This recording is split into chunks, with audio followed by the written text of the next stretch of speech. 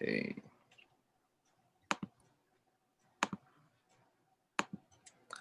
So today we are looking at reactivity and skills for staying unhookable. So just to start off by reading this website, reactivity or proactive presence. Who decides between letting your usual unconscious reaction patterns shred your chances for intimacy, or creating conscious interactions of love flowing through your heart while 5 body intimacies enrich your soul? Only you decide in each moment, with every thought, word, and deed, if you have the practical wits to do it. It's amazing how there's like links to other pages like throughout a single paragraph, and it's like so many rabbit holes. Wow. So this quote from Clinton: "The value of emotional reactivity is that it clearly signals the need for emotional healing processes and authentic adulthood initiations." So introducing emotional clarity. Emotional reactivity comes in 6 flavors: buttons, hooks, triggers, traumas, voices, and physical imbalances. We are saying that it is possible for you to immediately detect which kind of reactivity you or anyone else is having and respond usefully. Once you understand how these 6 sources of reactivity cause the upsets in your life or in other people's lives, the way to take back your energy and attention from reactivity becomes obvious and helpful. Learning to choose healing and transformation instead of indulging in reactivity can create an astonishing difference in the quality of your life and relationships. So what we did when we were in Brazil, I recall, is we went through the map that basically furthers the distinction of each of these different sources of reactivity. And I recall we actually did some journaling, so we could like distinguish like what are some examples of my personal hooks, buttons, triggers, so on. So I was thinking that we can aim in that direction. Whether we do the journaling thing or not, it's a small group, maybe we can just do a triad, like sharing, coaching thing.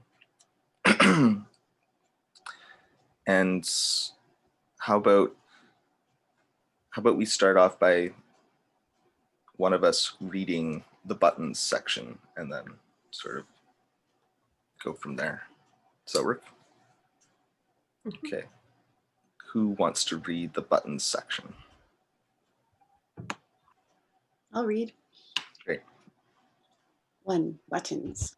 In possibility management, we use the term box to refer to your automatic psychological defense strategy that stands as a giant filter between your being and the world.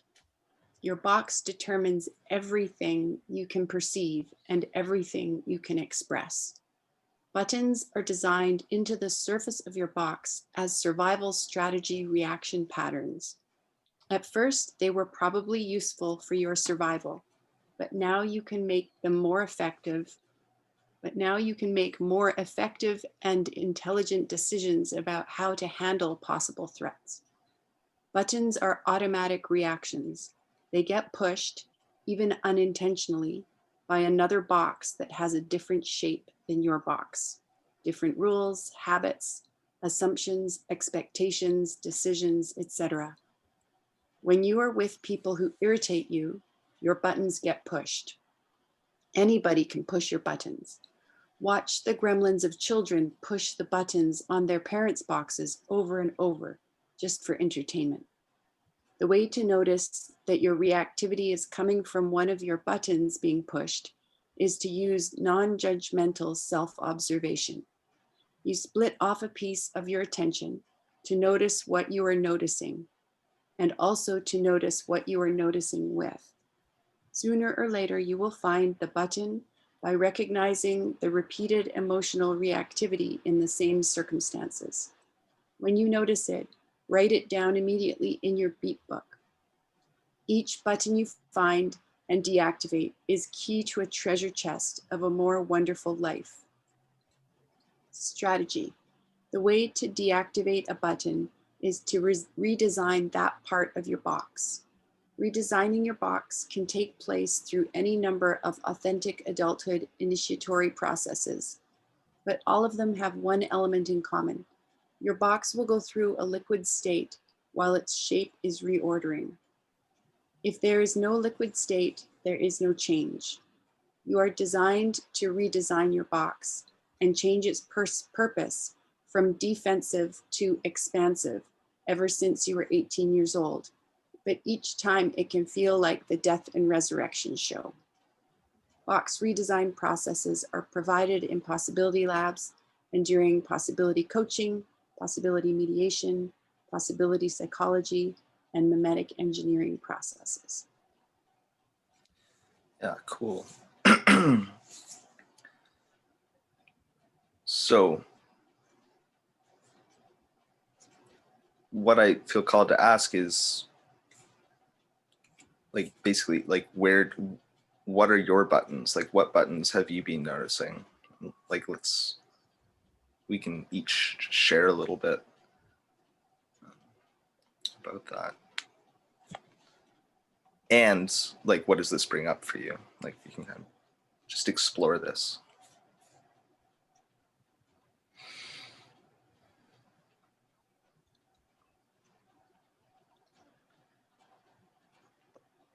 I've Well, noticed. Go ahead, Leslie. Okay. So some of my some of my buttons are, I have a lot of buttons. Some loud, anything loud, especially loud people.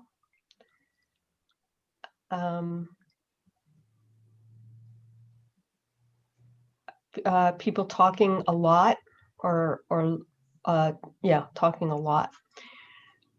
I may get confused between all the other things since I don't know the difference right now, but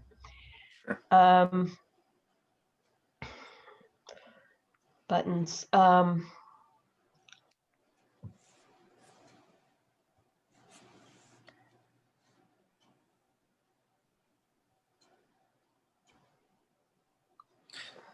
Yeah. You can also, like, just, I'd be curious to hear more about one of those. Like, what's it like for you when, Yeah. say there's that loud noise? What's the experience like of, like, how do you identify it as a button? Yeah, I noticed that if there's a loud noise like near me, I look like, and the thought or the expression on my face is, you shouldn't be making that noise. It's like, what did you do that you're making this noise that is not right to be making? A lot of shoulds in there. And with the talking a lot, it's like, you don't see you're not reading my cues. You're not thinking about me. You don't care about me. You're trying to make me stand here and listen to you. You know, it's a lot of anger.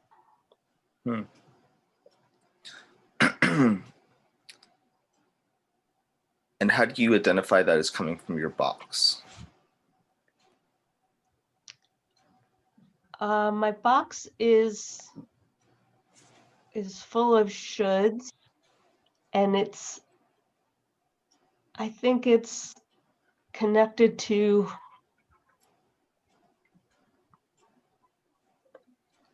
what like we don't do what's going to make dad angry. So the box is guardian of, or the gremlin. The box is keeping in check what all those things are, the sounds and the movements and the behaviors that are not acceptable to my dad. Yeah, that sounds about right. Yeah, thank you. Like that sounds really clear and makes sense. It's like your box absorbed all these rules, the rules of the house that you grew up in. And yeah, I'm reminded just yesterday, like I was washing dishes and I was listening to something at the same time. I was listening to like a podcast, and my partner was just in the adjacent room and like kind of coming in or out of the room that I was in, and had music playing. And my box was reacting like, I'm doing this thing. I've created this space for myself. I want to have this experience of just like this is my space. This is my workspace. This is how my workspace works. It's like, I need things to be a certain way. And it's like my hearing, it's almost like my ears were burning. It's like I had this low level anger of like just this annoyance of like, my space needs to be this way. Almost like I'm a kid and my room has a lock on it and my parents are like barging in or something. And I can see, like, I feel sadness, recognizing that it was a way to kill intimate, like there was an opportunity for intimacy with her too. And my box just sort of has its sense of what's right and what's wrong, and what's sort of like, again, the shoulds.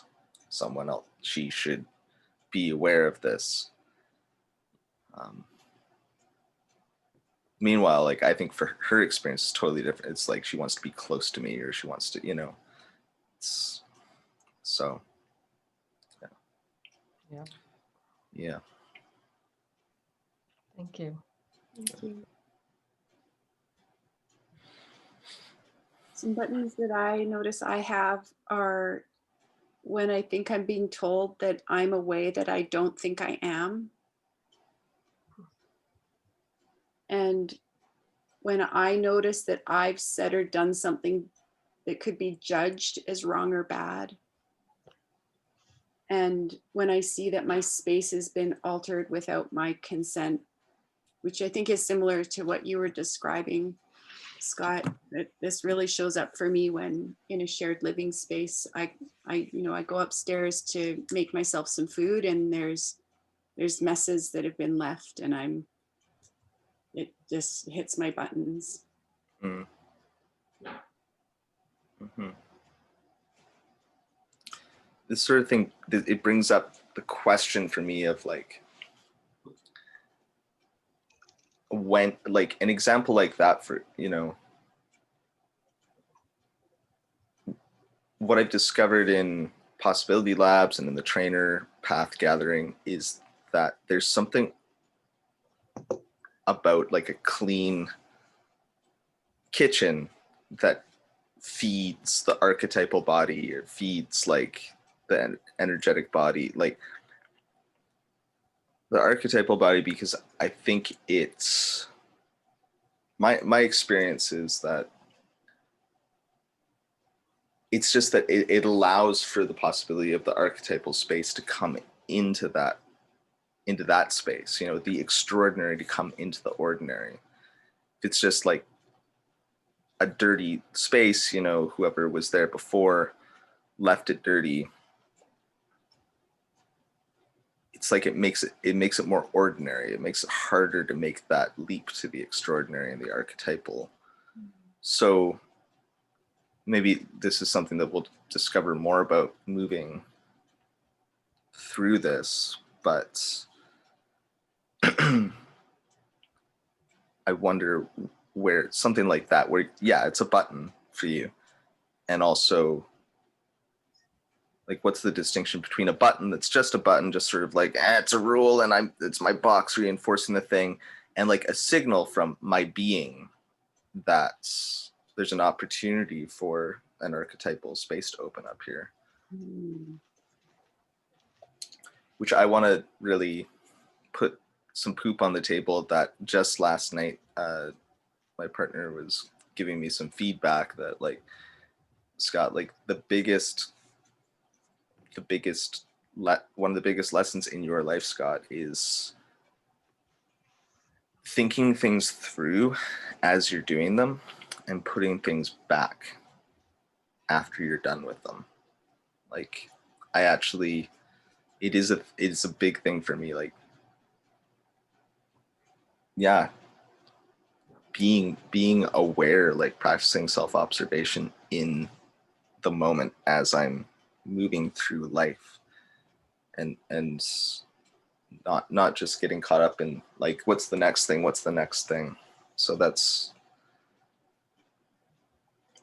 So it's a big thing that I don't know how to work with yet, but I just want to put that on the table. Are you saying the feedback was that you're not practicing that self-observation, or that you are? That I am not really, like, yeah, I get, in some way, maybe I get hooked. Maybe I'll be able to take that apart a little bit, but the result is that spaces that I live in gradually become less and less organized over time, and more messy, and more, you know, and less livable and less available for that archetypal space to come in. And it's really a lifelong pattern. That's just one of those big ones that I'm like, how do I work with this? Like, how is this not something that I'm like, that I just stay hooked in for the rest of my life? Feels deep like that. So I'm gonna just put that forward as a personal intention for me to keep looking at throughout this possibility team. Cool. And I'm open to feedback too, ongoingly. Anything else before we read the next one?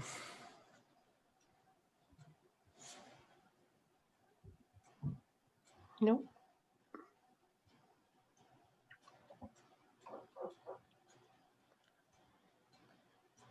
Hooks are darts of insult or implication sent by one gremlin to another gremlin as a stimulus to initiate an emotional reaction that starts a gremlin feeding frenzy. Your best tool and ally for detecting hooks being sent at you is your own gremlin.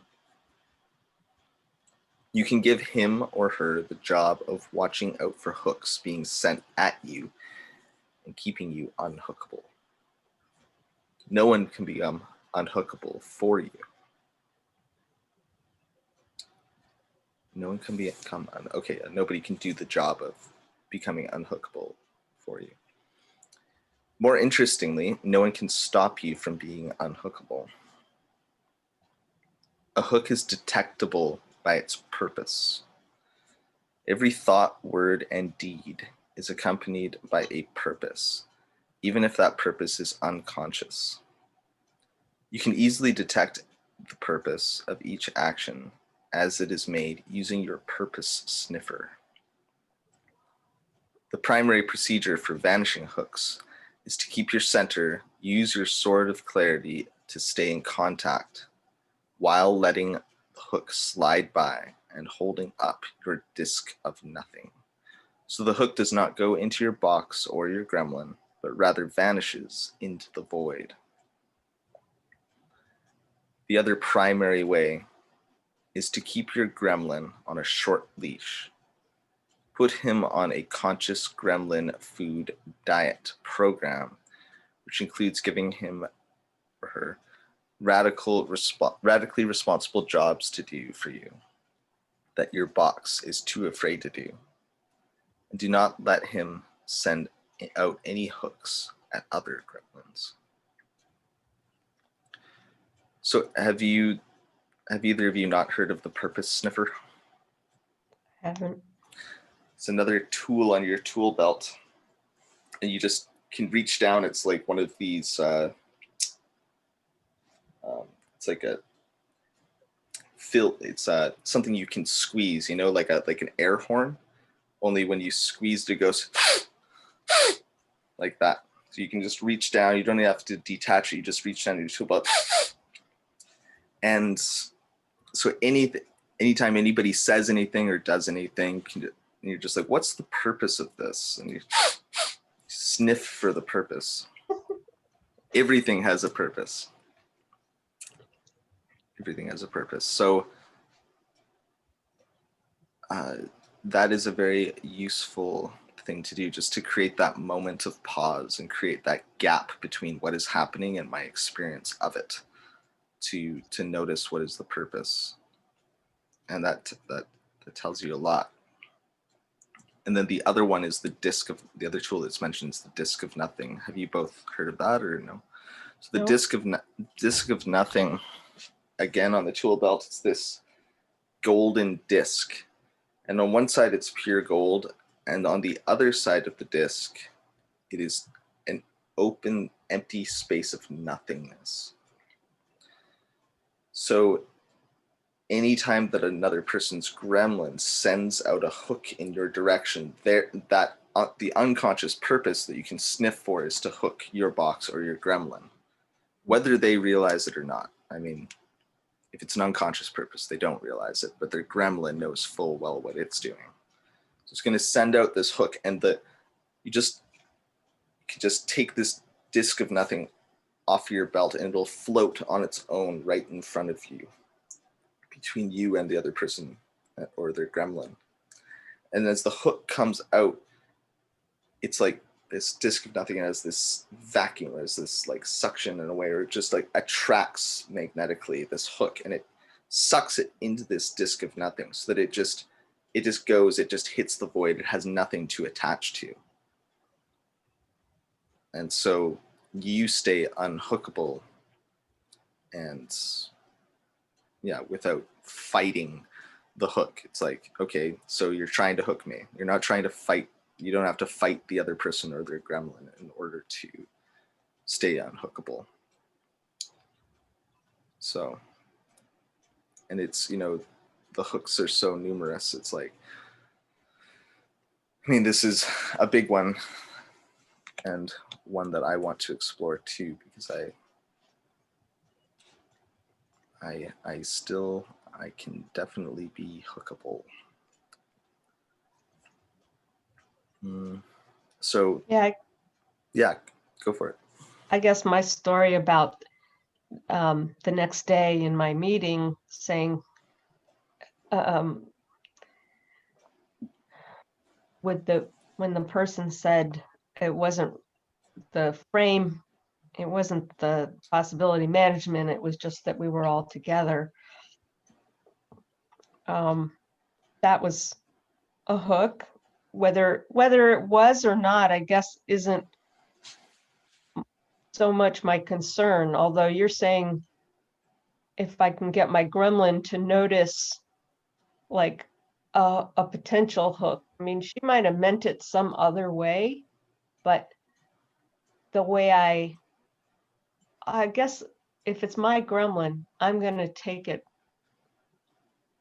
You know what I mean? Like, it's not like we don't have to prove whether it's a hook or not. If we're hooked, that's all that matters. Right? Yeah. And I think I think so. And what I'm noticing is that, I mean, you're going into it some confusion. Okay, And that's what me. what I've noticed is that that's one symptom of being hooked. And that can I'm becoming aware of that in my own box, that I let other gremlins knock me unconscious. Mm-hmm. And one of the tools that a gremlin uses to stay invisible, basically, is to obfuscate, is to sort of create this cloud of just dust and to obscure their action, basically. It's like Jafar in Aladdin, sort of just like throwing a little bottle of vanishing liquid on the ground. The smoke comes up. It's not quite like that, but kind of. But it's this sort of like haze. It's like that, but it's like this bottle of like smoke. It fills the room, and it also creates confusion and amnesia. And suddenly, people are. Was that really a gremlin that was here? Was that really an unconscious purpose? Is it me? Am I the one who's being a gremlin for even like thinking that they might be a gremlin? This person has a gremlin. Maybe I'm mean for thinking they have a gremlin. Mm. I think that Are this you is uh, go on. are you saying that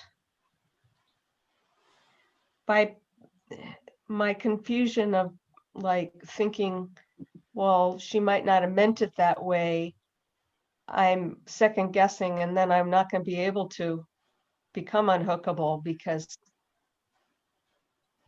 I'll second guess her, I'll second guess myself, and I won't be able to go forward. Yeah, my guess is that you were already hooked in that moment. Like even in Yes, I this. was already hooked. It's Mhm. true, because nobody said anything. We Mhm. had this experience, and then we had our meeting and all kinds of things, and then nobody said anything. And I'm like, okay, I'm going to say something. Mhm. Okay, Yeah. I was already hooked. Yes. Yeah. Oh, Yeah, listen. you were already hooked, and then I think you got further hooked by her Yeah, comment. Yeah. because everything's going to hang on that hook that Hmm. is already hooked. Hmm. Okay, that So makes a lot of sense. this is a skill and something that like I'm still wanting to practice too, and I think it helps to be in teams like this to give one another feedback, because our own box technology, um, we can't really observe ourselves from the outside. Like, so it's easy to get into these loops of like, am I the crazy one? Am I like just, Yeah. And it's also possible to see a gremlin, like project a gremlin that's not really there. So it's not like it's impossible to guess wrong. But so I think there's a skill, there's several layers of skill to practice in terms of making sure you use your sort of clarity, you keep your center, stay in contact with the other person. It's like really like, and because the what I notice is that when I become aware that another person's gremlin is there and is trying to hook me, what can happen is I'll have my sort of clarity out, I'll have my center, I'll be in contact, and I'll be like, yes, I see you there. And then those voices will come in like, maybe I'm wrong, and I'll sort of like drift out of that clarity, and then I'm hooked. Like Yeah. it happens so quickly. So like really, yeah, it's okay. Like I'm telling myself this, but also I want to say in the space, like it's okay to be in the learning phase, you know. It's Yeah. always going to be. Gremlins are so creative. Do you want to share something, Nicole? Yeah, I was just reflecting too on something that happened this morning where, yes, someone, I'm kind of breaking it down in slow motion, kind of like Mm-hmm. like someone did something. Mm-hmm. I was open, and I was also a little hooked already because my experience with this person kind of led me to expect something, and I believed that, or led me to assume something, and I believed my assumption was true. So then I had an expectation, and then, but I kind of, they sent me a video, and I opened it anyway, even though I was already hooked, like I was already had my button pushed. Mm. And then what the video hooked me more. But then I was believing that I wasn't hooked. I was like, I was kind of like, where can I come from that kind of like makes more possible here. So I sent a message, and my message hooked the person. Mm. And so then there was this kind of like, almost like a subtler gremlin feeding frenzy going on, where I was actually way less hooked than I've been in the past, and way more, I had my gremlin more on his chain than I have certainly in the past. Yet they were still doing their thing, and I was still in it, So your gremlin was still doing their thing. Yeah. Yeah. So Yeah. so it was still, your gremlin was acting through you unconsciously. Like you were still, in that game at this point. Yeah, and I had more noticing happening. And I think it was that, when you're trying to open the plastic bag and like get the opening to open, when it's like, that there's one side of the bag and the other side of the bag, but they're really stuck together. So I kind of was like, I was pulling something apart, but it wasn't everything that could have been like, because in a sense, I was like, wow, look at me using my being. Like, look at me being and asking a dangerous question, and kind of not noticing that that dangerous question is going to hook her, and asking it anyway, and I mean, I feel glad that I did, so much. There was more skill happening than has happened with her before. But breaking it down now is like, wow, still so, like, gremlins are so sneaky. Yeah. Yeah, totally. And as I've been holding space for more processes and more group spaces, I mean, one thing that my box has done basically is try to arrange things so I have like fewer really intense gremlins in the space. The story I've created about that is that I'm a newer trainer and I can't handle gremlins as well, like very well now. So I want to give myself a lower level of challenge and ease my way into training. Let's sort of give myself like bite-sized pieces. And I mean, so I could look into what's the purpose of that story. I mean, I think there's conscious and unconscious purposes to that story. you know, one of the conscious purposes being like actually having awareness of like my abilities and like what's what I'm ready for, and like setting myself up for success in terms of being a trainer. I think that's okay. And then one of the unconscious ones being like hiding. I'm gonna hide. I'm gonna like make myself small, and that is definitely a pattern of my box. So that was a bit of a tangent. My purpose for bringing this up is to say that as recently there's a gremlin who's in one of the spaces I've been holding, and they're doing the obfuscation thing. They're doing that thing I mentioned of like creating confusion in the space. And I think that this person has some level of awareness already about their gremlin, that it's their gremlin, and it's just like, so I want to explore this with you because I think in building the skill of being unhookable, like it says down here, it's one of the primary ways is to keep your gremlin on a short leash. You know, use your gremlin basically to stay vigilant, like use the energy of your gremlin to stay vigilant.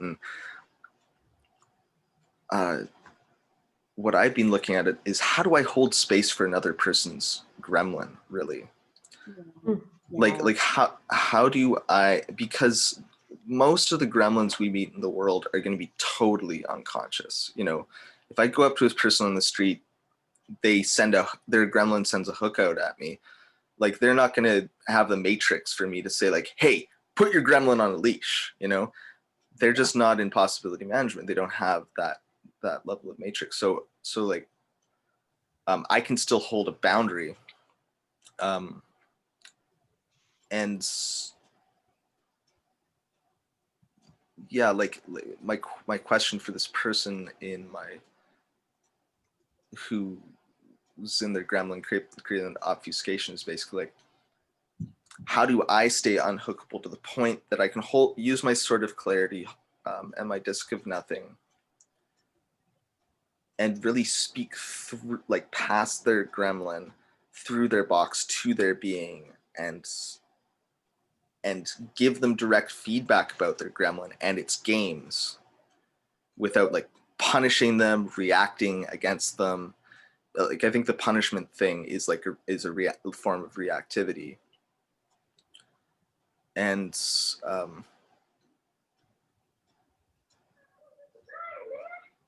I wanted to, it took me a bit to like get to the point that I was trying to get to, but I think that's really important in this is like somehow I think it's like my skill of being unhookable in part depends on how cleanly I can stay centered and give feedback, and you know, and really like understand that this person, like if they're really actually unaware of their gremlin, like me just bashing them over the head with feedback, it might not do any good, you know. So.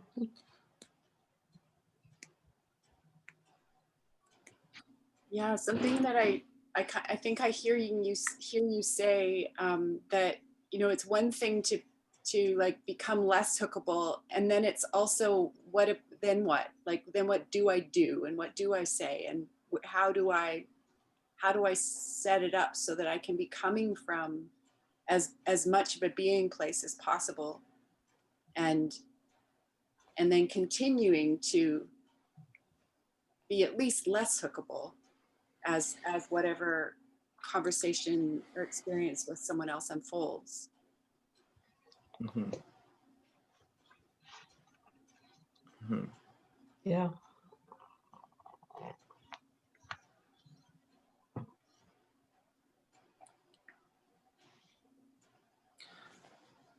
want to do a mini experiment with this. So like some kind of like I want to do a role play basically. And how about one person is it's you. You tell the other person who they are. Like so it'd be somebody in your life for real. That person like basically like you're having a normal conversation. So say, for example, Nicole, if you chose Leslie to be this person you're having a conversation with, Leslie would represent that person, and like it would start out sort of as a normal conversation, and then at some point the gremlin would like start speaking a little bit more strongly through Leslie, and then your job, so Leslie's then purpose would be to basically try to hook Nicole. Nicole, your purpose would be to stay unhookable, and just do that for a bit. But like as she's unhookable, Leslie, it's like sort of then like after a little bit, after a few sentences, ease back out to the normal sort of person, the non-gremlin person, if that makes sense. Okay. Yeah. Does that actually work? I just set you up for this, so maybe we'll, unless there's something that's more alive, Nicole, does that work too? I mean, I'm willing to try it. I want practice, and I'm getting a lot of practice out in life, and I would like practice where the people I'm practicing with are conscious of these dynamics, and like where we're the purpose is to help develop abilities, like consciously that's the purpose. And yeah, I'm open. I would love to have like a do-over that wasn't the real do-over before I do the real do-over. Yeah. Okay. So can you tell Leslie a little bit more about the context that you want to set her up for? Yeah, so it's a person who's really on the kind of, oh, big corporations and politics are trying to shut us down, make us wear masks. There's lies going on. And if you don't listen to, the evidence that I'm putting towards you, which is all about, helping you know the truth, that then you're obviously living in fear. And, here's all the evidence of how you're living in fear, Nicole. I know that one. I can do it. Cool. And I'll just be here observing and being a beep shift go coach. Great. Should I start or you want to start? Ooh, yeah, I mean, I'm noticing I'm already like tense and feeling scared. Okay, I'll start. Thank you. Nicole, did you read that article I sent you about how Dr. Fauci is like, nobody believes him. The scientists are all saying he's a fake. And also, remember I sent you that video about how masks are actually harmful because people can't breathe through them, and also it keeps them from being close to people they love. It's really, it's really bad. Did you see it? I do remember that you sent those to me. What do you think? Isn't it terrible what they're doing to us? Well, I notice I have a question, which is, what do you want me to get from those videos? Oh, it's just the truth. I mean, it's so clear. Once you listen to it and you can even see these people are credible sources. So what I want you, I care about you, and that's why I'm doing this. I'm trying to get it out to as many people as possible. Thank you. Thank you for your care. I really appreciate that. So Yeah. beep, So you'll spread it around? beep, You'll pass it along to other people? beep. Okay, Nicole, what is going on for you?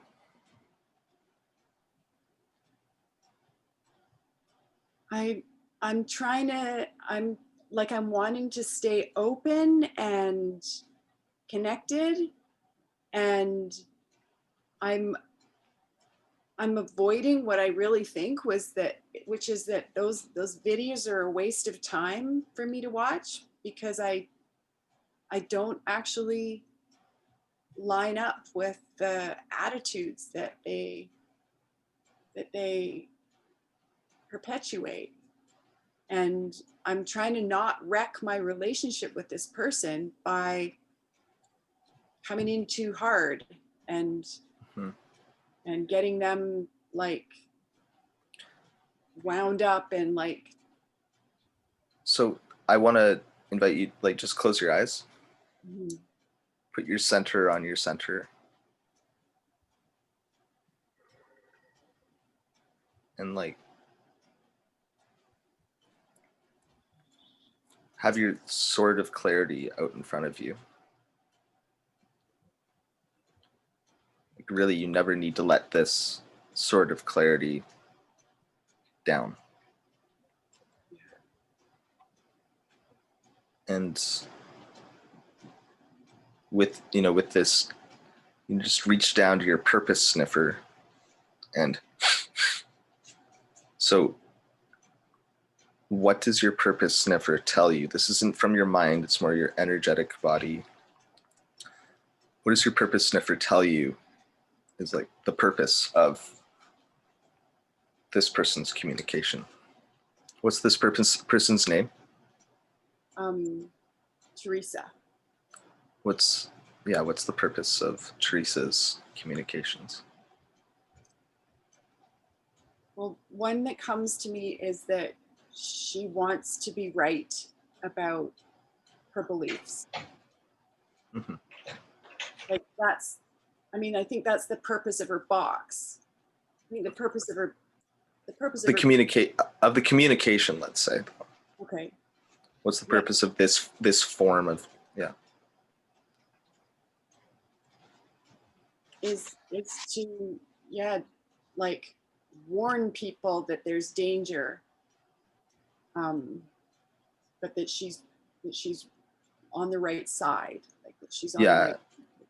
I think being right, it sounds pretty, like there might be other layers of purpose for sure, but so say that, yeah, you are being hooked into the being right thing, you know. And so like try something different, like really shift, like we'll go back into it, try something different with your energetic body. So you're aware of her purpose, like, with your energetic body, like try again, and can you be aware of your purpose as you're speaking, you know? And if it's the same thing, if it's being right, if you're serving being right, then you're hooked. Yeah. You know. So I suggest like try again, and how can you speak to her and be in relationship with her, you know, rather than being right. Yeah, You know? I'm hearing like being in relationship with her being rather than with her box, which is the part of her that's coming at me with the being right purpose. Yeah, and it also doesn't mean being adaptive either. Yeah, You know? that's the part I really struggle with, because. Okay. I mean, this is the space to try new things, like that, like this is a practice space, right? So just, Yeah. we don't have to talk about it more, but Right. yeah, cool. Okay. Okay, go.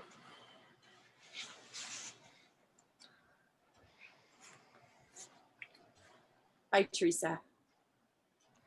Hey, Nicole, did you see that video I sent you?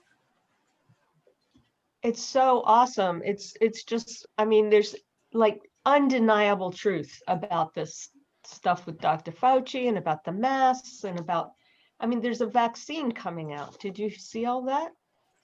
I have seen some of those videos, yes. And Well, what'd you think? I'm choosing not to watch them very often because I don't want to get into right and wrong and truth and not truth. I'm What do you choosing mean? to do some transformational work of my own instead.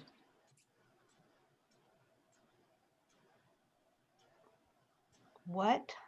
I mean, what are you talking about? I mean, there's truth and there's not truth, right? That's, that is a big topic. Can I send you some videos about that? Beep. Yeah. Wow. Modern intimacy. Hey. Oh, ah, my gremlin Modern took over. Yeah. So like, I think you're avoiding intimacy and you're going into, Yeah, I'm what's the getting word? up into mental kind of. Oh, for sure. Yeah, and it's like, again, like, how do you be in relationship with this human, you know? So like, it's kind of like, my suggestion is like, kind of aim for the mess. Aim Yeah, for being in the messiness of your feelings, and of like, make off different kinds of offers for intimacy. You know, she's making, her gremlin is making an offer for intimacy, basically. And so how does your adult respond? And like, so gremlin on a leash, but you can still use your gremlin. It's like, what, you know? Okay, go. Nicole, you got to see this new video. I can't believe it. It's the most truthful thing that I've seen in so long. I'm going to send it to you right now. You got to see it. I'm telling you. Teresa, I feel scared to say this. I don't want to watch videos like that. I feel angry that there's so much argument going on about truth and corruptions of power. And yeah, I also So beep. I want you to make your now smaller. Like, doing a series of run-on sentences, I think is a way to control the space. That's it kind of, it's like, you started with this thing, you said, I feel sad, and it was so authentic, and then it Fear. went to your head immediately. It went, or I feel fear. And then anger. Yeah, it went to your head immediately, and Leslie, or Teresa, went to her head because you went to your head. So yeah, try again, and try, like, how do you, it's like shorter, less. yeah. Create that space for a different kind of intimacy to happen. Yeah. Okay, go.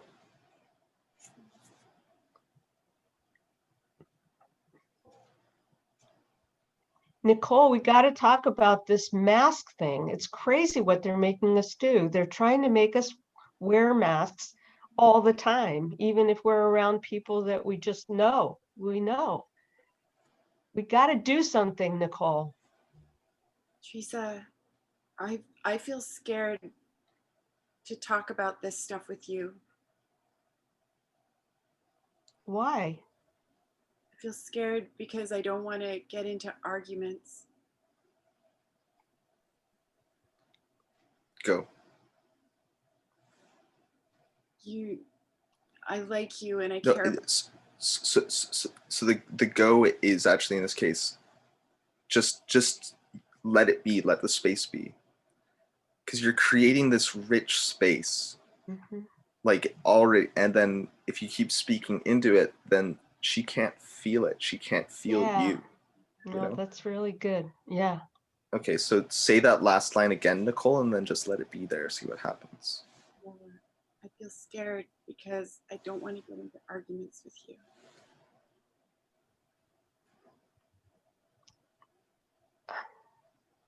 I don't understand.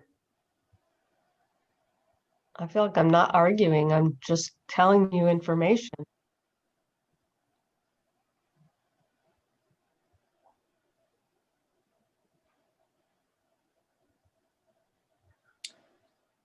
So be Facts. so yeah, and be so Nicole, you're doing great, and so just keep your center, keep your sort of clarity out, and part of this is about putting your poop on the table, Yeah. because I think you've been orienting to this sort of conversation the way of like, if they have a big wall, I need a big wall, you know. So that's how wars are fought. Wars are fought in the way of like, it's, for an army, retreating from the enemy line is seen as death. It's seen as failure, But this is intimacy, really. So it's like, if you see that they have a wall, take your wall down first, Okay. So Leslie, can you repeat that last line you said? I don't understand. This is about facts, Nicole. We've got to talk about it. It's not an argument. It's not an argument. I feel scared because I can't know.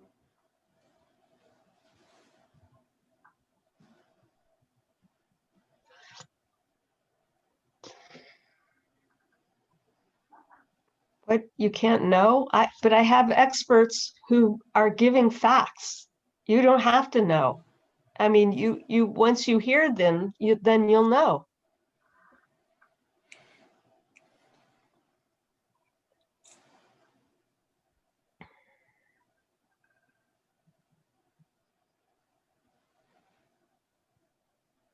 I have listened, and sometimes when I'm listening, I feel angry because some of what is presented as facts don't resonate with me as facts, and I again, I don't want this to come between us.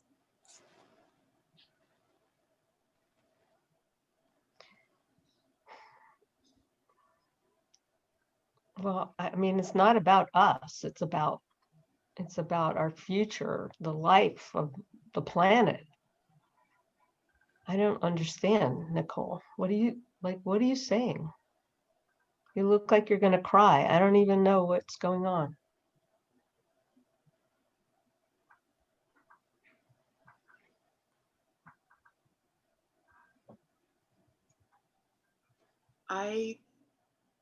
I believe there's a way that the life of the planet and what's between us can both be important. And I want to figure this out without arguing about.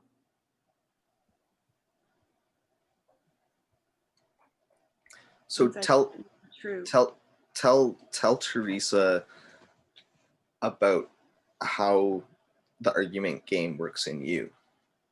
Like, put your weapons on the table. Yeah. Yes. I know that for me, when I'm so sure about something and maybe not realizing how scared I am about something, I often like try to use videos and what other people say to kind of find out who's with me So Beep, it sounds like you're using this as a strategy to talk about what Teresa's doing. It's sort of like sometimes I do this, and therefore you're doing this. Like it's sort of like it's actually a pointing the finger thing. Yeah. So like how do you bring it back here again? What's this really about for you? You know, what's the, like let her into what's going on. Yeah, what this is about for me is finding new ways so that I don't get into the patterns I get into that have cost me so much.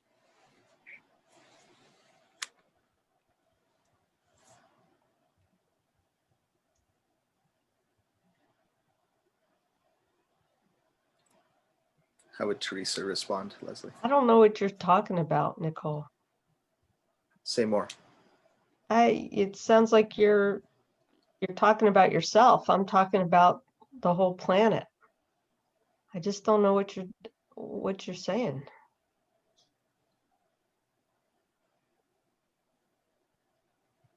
Like, do you want to survive all the government sponsored shit that they're trying to pour into you? Is that, I mean, do you want to survive? This is what I'm trying to help you with. This is what I'm trying to do. I don't know about your personal journey, whatever. That's not what I'm talking about. Well, that makes sense. I mean, I hear you saying that there's, you know, this matter of survival on the planet, and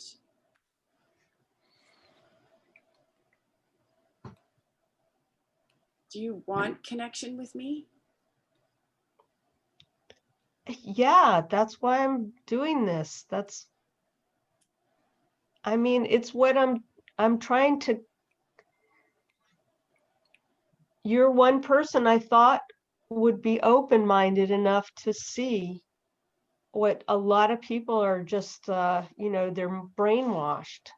And I was hoping you weren't one of them, but I don't know now. Well, I feel glad that you think of me as an open-minded person. Because I believe I am an open-minded person. And yeah, this is where I get scared that, you know, I think of you as a person with parts of your mind that are open and parts that aren't open. And I know that I'm like that too. And I don't want the parts where our minds are not open to cause, you know, like our relationship to be like spin off the road.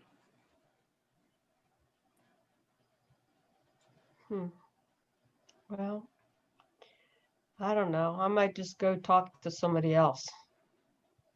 So yeah, I'll beep because I think those more wall building, Nicole, you're doing great, and like you started doing the thing of, you know, we've both got parts of our minds that are open and closed, and it's like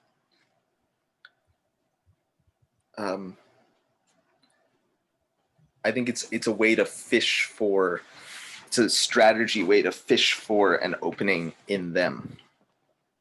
And it's really like, so the beep is about, the feedback is don't fish, don't strategize, don't try and trick her into having an opening. Keep on letting down your defenses and like navigate to undefendedness. It's about how do you build the intimacy with her so that you can get to a genuine place where you can ask, may I offer you some feedback? You know, if it's, yeah, that's, it's, so get there through intimacy, not through the wall building thing. Because Teresa's ready to leave the conversation now. Yeah. You know. And it was, yeah. Okay. I'm noticing like this huge sadness. Yeah. Yeah. Because I just, like, I just had like so few examples in my life of what this even looks like. Mm-hmm.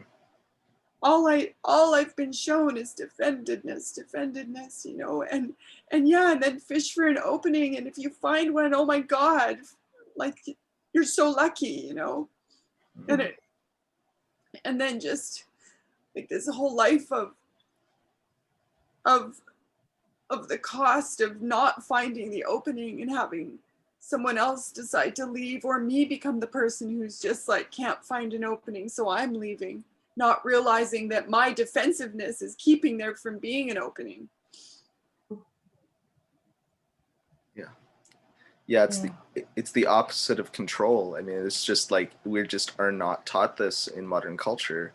Control is the way towards getting even a shred of intimacy, but people don't open to control techniques, and it's a painful thing to become aware of, all these ways that we do that, you know. And like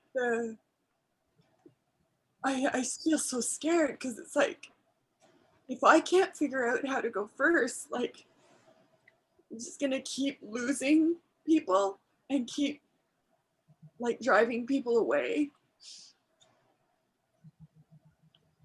I mean, if this was like, I'm seeing how this, her sending the videos like a gremlin offer for intimacy, and I'm like, and then I think about what you said before about like my way of managing this is to be like, gremlin alert, run in the other direction, you know, and just, but first leave some kind of evidence that Nicole's a good person, you know, try again when your gremlin's a little Right. less hungry or whatever. Mm-hmm. Mm. It's pretty ugly, all this stuff. I mean, we've all got these underworlds. Yeah, I hear you. I'm not saying you're ugly, Great, but it's Nicole. yeah, you're doing so great. Breaks my heart because it's Yeah. like, you know, here's someone who is on the side of Gaia, who's on the side of freedom and on the side of like love and connection, and yet her way of coming to me, who is also like stands for those kinds of things, like already like, and she doesn't even realize, like she doesn't see how hard she's making it for me to be with her, and I'm just, I end up feeling so responsible, like, and so like angry and hopeless and just Yep. like I do. I want to be a parent. I want to shake her and go, do you realize what you're doing? And I know that won't help, and yet all these defenses in me that are still like, no, I'm not even aware I have, just keep showing up as like my old useless efforts to just get to disconnect more slowly.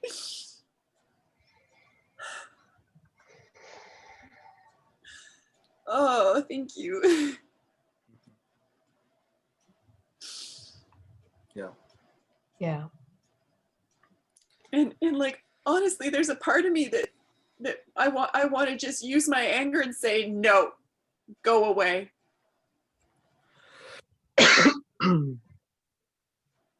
Yeah, and what would keep you from saying, no, I love you and care about you, and no, I am not listening to that. I choose not to. It's my choice. I would be again scared that they're just gonna come at me with like more, you know, and that then I just would lash out like eventually and do like the death blow thing. So you're afraid of what you might do. Yeah.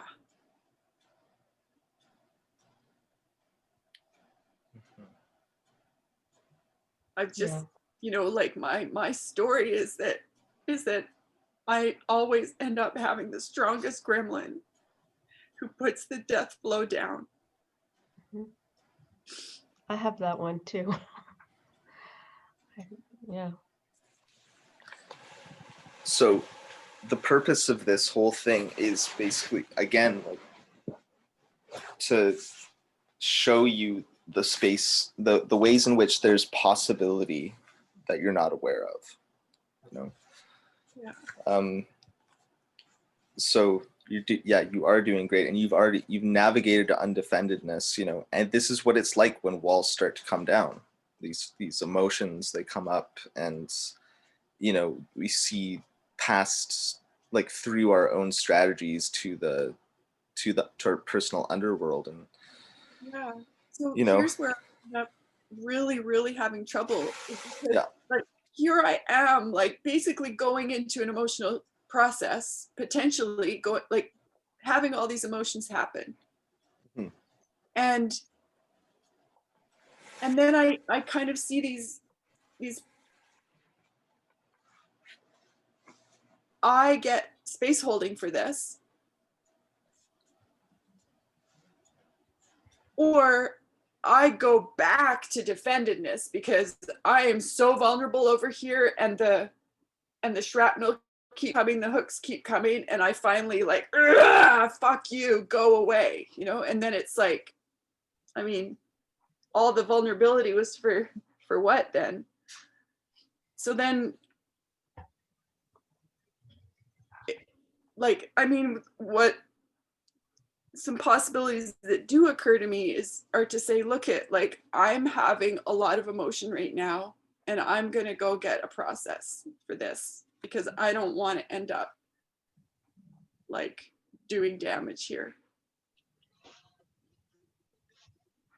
You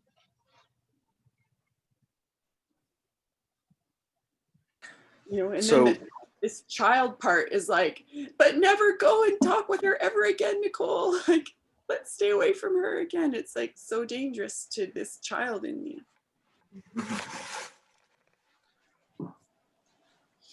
yeah, I mean, there's a lot to unpack here, you know, and I think that, like, it makes sense that your box is, like, looking to, like, what are all the worst case scenarios, because that's what boxes do, you know. And Yeah. it's like, how do I control against, like, how do I create the circumstances to survive? That's what the box constantly is looking at. Yeah. So, and the purpose here is really about relationship. It's not about survival so much. And I would say that where you have navigated to so far, for me, is way more compelling in terms of relationship than where you started at with the survival thing. You know, like if I were Teresa, my heart would be opening in all sorts of ways, and her box might be freaking out too. It might be like, what the hell is going on? And I mean, that's the thing, is that it's painful, but we can't, like, if we let go of control, it really is letting go of control. Like, it really is like we can't control how another person will respond, whether they stay close to us or whether they go further away. It's really painful, but some people, like, when we transform, some people will leave our circles, some people will get closer, you know. And but I think that my sense is that what a lot of what you're talking about here is like a big part of you wants to be close to her, it sounds like, right? Like, your being wants to be close to, is that right? Is that accurate? I mean, I don't know if this is, I don't think this is my being, but I have wanted, in the past, I have wanted to be close to her. But as these experiences have kind of, like, mounted up, I stopped wanting to be close to her. And so I think what happened is that really like her box about being right just crashed right into my box about being right. Mm. And Yeah. and it became less a matter of even wanting to be with, and more a matter of being right. Mhm. But my way of being right now, like my box is being right strategy is to practice possibility management, right? And Mhm. get with even, and it like, I'm just kind of grossed out right now because I'm like, wow, so I'm going to go with inauthentic being with to be right, rather than be like, not even answer, you know, like I mean, we weren't face to face in this scenario. It was a messenger thing. Mhm. And so like what may have been more authentic is to kind of like be with her in spirit and not answer, like not even reply to the message. But again, it's like, then I'm like, oh, am I being a good possibility manager by, you know, like, Yeah, I mean, all these things are. I don't want to make the space of now too big. It's like yeah, we're here now. Everything else is possibility. Like everything else is. So this is all practice, and this is one person. Yes, that this is practice with Teresa. You know, but these are skills to develop across all relationship. yeah, So, and what remains kind of constant until it changes is your box and these patterns, and they manifest in different ways with different people, regardless of their box makeup, what their gremlin is doing, anything. yeah, So, I mean, like, there is like she has her own choices she will make, and it does make a difference how you respond, how you interact, and you have full creative ability in that realm. So it's like, what are you going to do with it, you know? Like, and it sounds like you're, you know, part your box like is being basically building up these resentments to cut off from intimacy with her, so that it's less painful for you if that death blow does come. Like what I suggest is that, like, really I'll ask my question again, and this time like really to your being, and really like feeling into it, like, because I know you've connected with this person before. Does your being want to be in connection with her being? yes. So do you want to serve the, like, the principle of extraordinary relationship, like in your interactions with her? Yes. So then that's going to be transformative for you, and it's going to be like navigating to undefendedness, and just, yeah, it's, you know,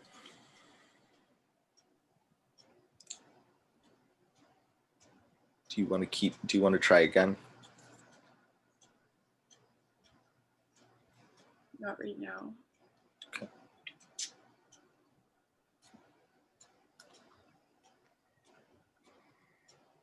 It's like, this is going to be a liquid state for you, and like, I want you to be gentle with yourself with it, and like let the matrix build. It, you know, it can be go into the confusion thing or the big emotions coming up thing with the building, with the liquid state. But yeah, you did really, really great. Like, that was really cool to see you go to that undefended place, and really saw you take down some walls there. Thanks for coaching me. It really, really helped me see the possibilities that I couldn't see before. Welcome. Yeah, thank you. Thanks, Leslie. Yeah, Thanks. I mean, Leslie. I have a really good friend who I'm in the same situation with, and I feel like I learned a lot from your, from as you were going through your, different efforts to communicate. I appreciate, I could see your being throughout, and I could see the wall come down too. Really made a big difference. Thank you. I'm glad to hear that you saw my wall coming down. Yeah.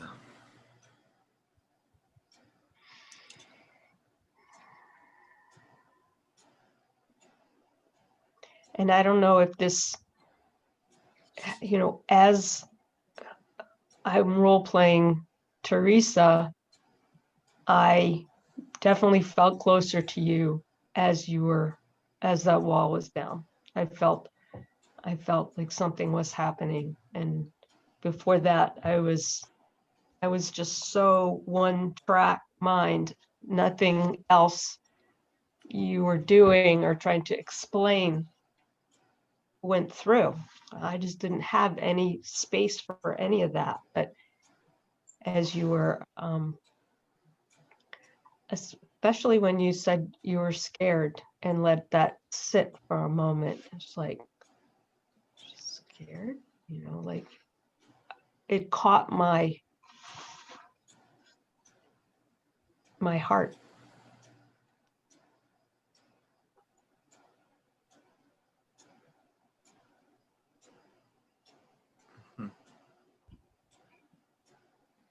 Yeah. And I think it's like it didn't hook your heart. It's like the experience of sort of having that, like, whoa, my heart feels this like resonance. Yeah. It's like so the opposite of like a hook. It's not sharp. It's just like, Yeah. like if you're like undefended, it's like it's attractive in a way. Yeah. And like just it really landed for me, Nicole, when you said like I want connection, like my being wants connection with this other being, and I get that sense from Teresa too. Just like she's serving this unconscious principle of survival, and like this is so, I mean, in a way I feel like the work that we're doing here, that you're doing here, it's like edge work for the planet right now.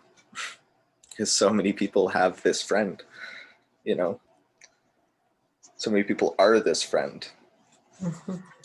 In a way, like sometimes when I'm that doing the other side of like of the right wrong thing, I'm like often thinking like, am I any more evolved than this person? I just have this story that I'm like, I think that's a big consideration for a lot of people, especially like that pain of like,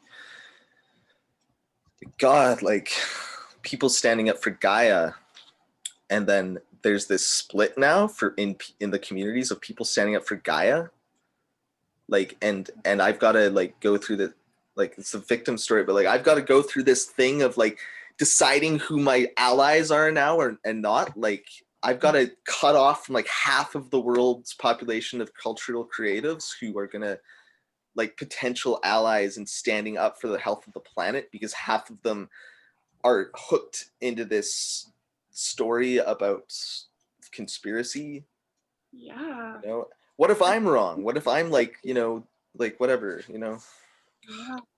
Yeah. Because I don't know, like I just don't know, and I don't know. And like the whole, but I also don't want to get hooked into the whole like what is factual, what is not. Like how many scientists are really that like are having extraordinary conversations and are curating like the whole dialogue about what is real, like responsive, like it's, I don't trust 99% of the conversation spaces I see that are going on about this.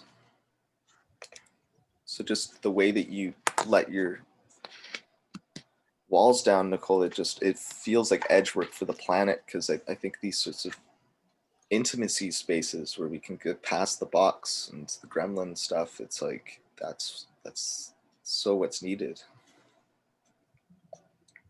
And maybe it's like revealing of like what, you know, it's not so much a loss of like, oh, now half of my Gaia allies are suddenly revealed as conspiracy theorists. It's like actually pointing out like, no, the intimacy thing, it was always there. Yeah. You know?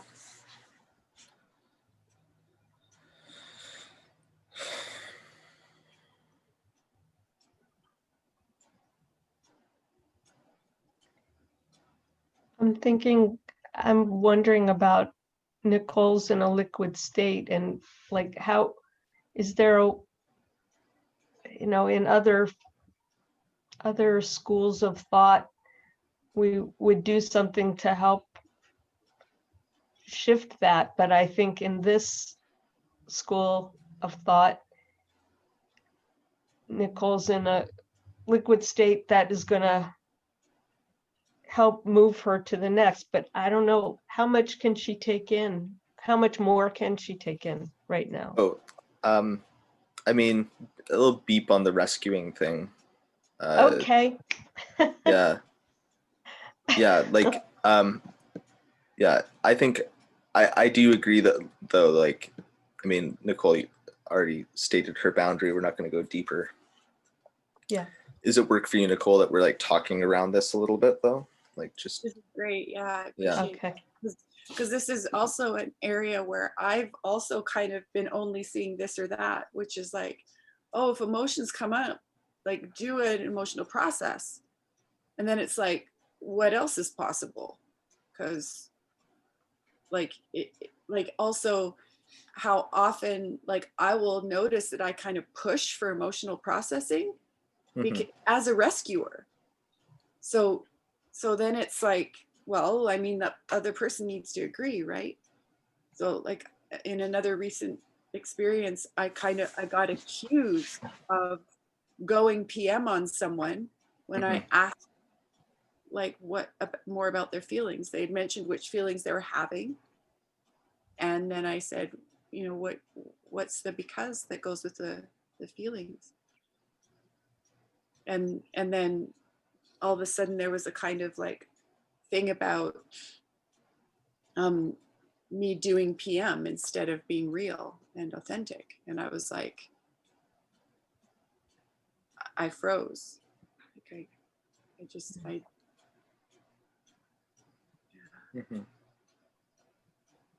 Yeah.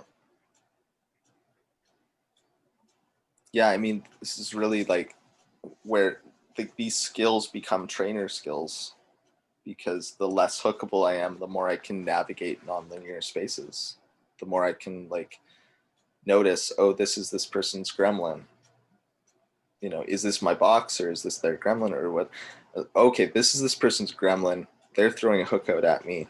If I stay unhookable, then I can stay in relationship. If I can stay in relationship, then the conversation can continue. More becomes possible, because I'm not going to accept their offers for intimacy, but that also, you know, it doesn't have to be this linear thing of like, I either accept their gremlin offer or kill the relationship. It's like, well, what else is possible than those two things? Like, those are kind of the two extremes that are most normal in modern culture. It's like, oh, they're just fucking conspiracy theorists, or I buy into the conspiracy theory. Those are the two things. yeah. And so how to stay like in relationship, in like practicing discernment, you know, being to being connection doesn't depend on them at all. It's like I can connect being to being, and it's like, you know, I can make that offer anyways, like, without trying to control them, you know.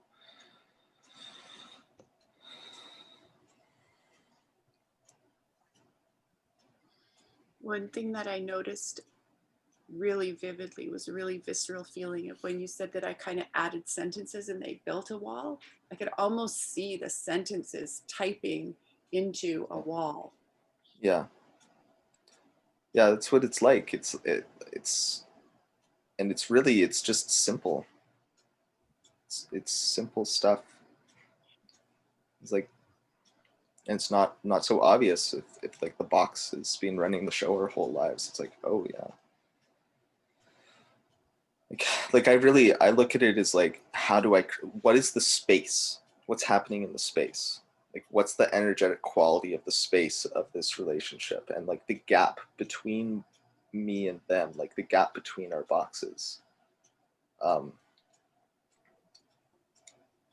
What is like, and I really, I'm talking to a person, they come at me with something, or they make some kind of offer. It's like energetically, like that purpose sniffer, it's so helpful. Like, what's the energetic quality of what they're saying? Where are they coming from? Sometimes even asking, like, it sometimes can't be asked so directly that it will like actually land and make sense for the person, but even like navigating to a question like, so like, what's the purpose in what you're saying? Like, what's the purpose in where you're coming from? And like genuinely staying curious, like not as a tactic of control, but really like, you know, and then like they might be like, oh, well, they might go defensive or go into their gun. It's like just staying unhookable, hearing what saying, no, okay, I hear you. Like, I'm really like curious, like what's going on in there, you know, what's going on for you, and like where are you coming from, like how did, you know, and staying like that, staying in that curious space. It's like their defenses will come down if you're genuinely curious. And it's like you know, like like you did, it was sort of, I think we all had a bit of a laugh about like that modern form of intimacy of like, oh, I'm just going to send you this video, just watch the video. Just, you know, it's such a wall thing. And people, I think that there's a lot of, what do I want to say?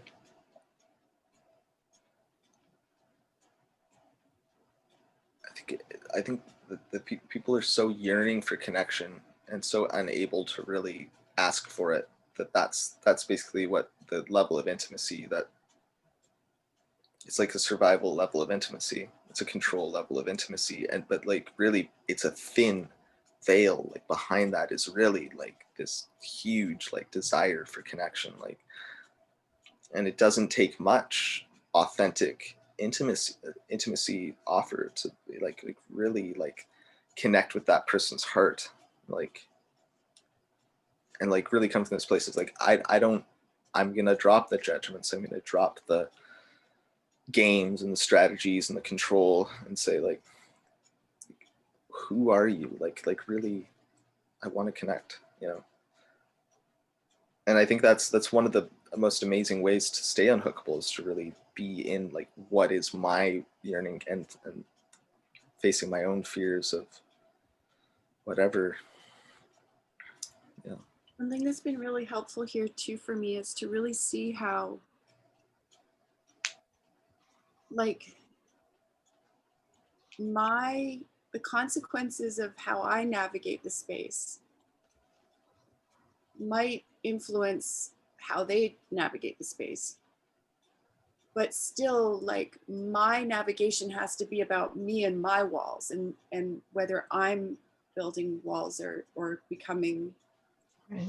like, yeah, well, like knowable, like, Mm-hmm. and it, I think I've got this automatic kind of almost mirroring effect, where I'll be like, you know, my first like chess move will be to open, but then if their next move is like to kind of put things in the space that like kind of land with an impact, then I'll come back with a defensive move. So I think what I see myself as learning is to kind of stay with the process, navigating to this unarmored, like undefended place, and keep noticing that whatever kind of offensive defense moves they pull are actually, they don't have to make me build again. Like I'm not going to die if I keep becoming undefended.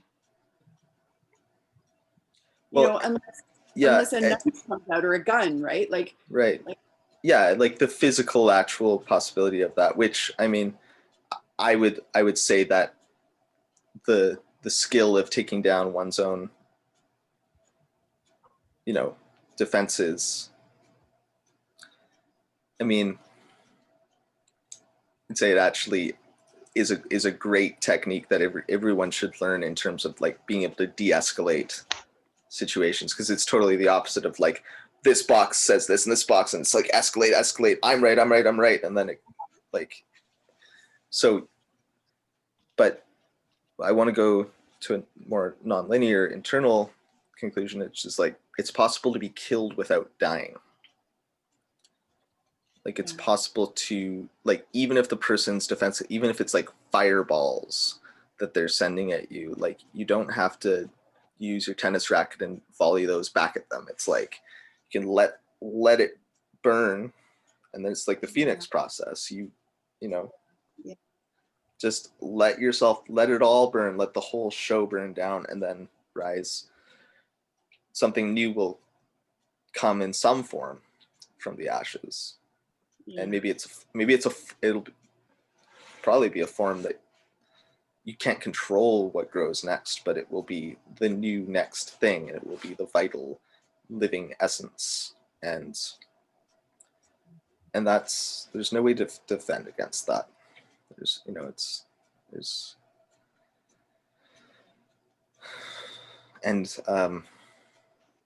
And for someone to like someone's defense strategies to sort of be met with that kind of willingness to be that undefended, it's just it can be super transformative for that person. Like no one else in their life, like it's likely, will have ever responded in that way. Wait, this person is just that undefended? How is, like, their box won't be able to compute it?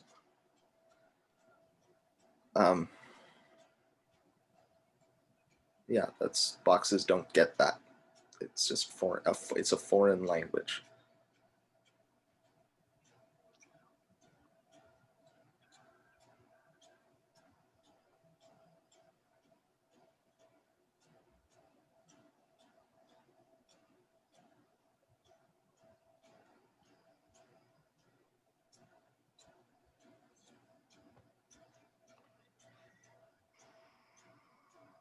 This is so awesome. It's like speaking directly to me.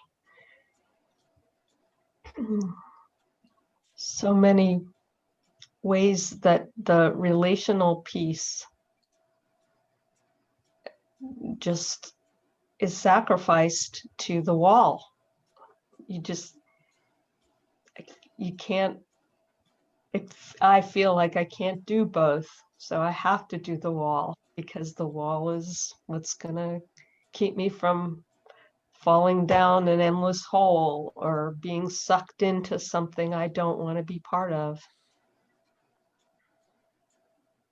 It's just, I mean, and then even to say it's possible to be killed without dying.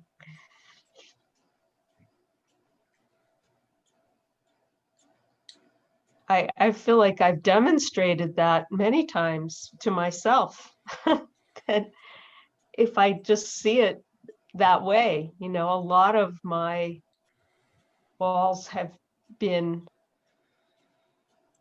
taken down without me doing it, and something better came out of it.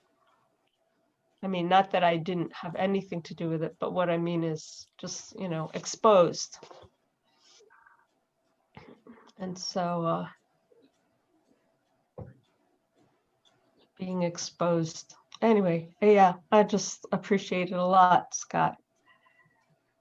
This, and we only hit 2 of them. 2 of the Yeah. react.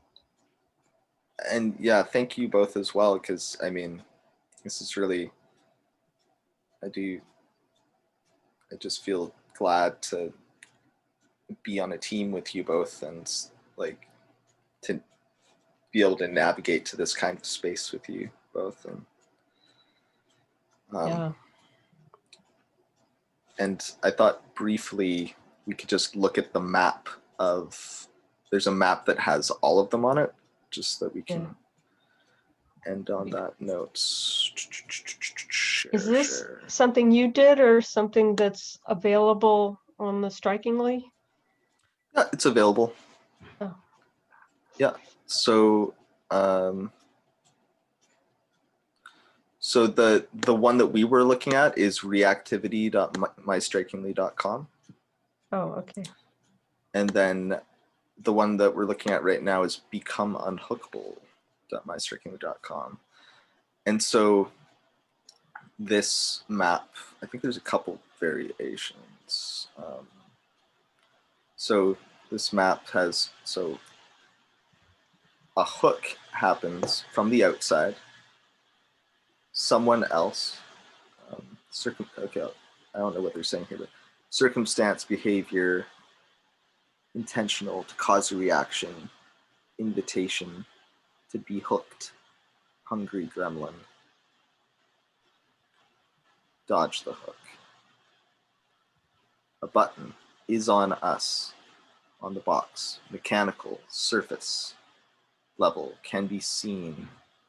They can push it for well, I mean, this is kind of hard to read. I don't know the person's thought process, but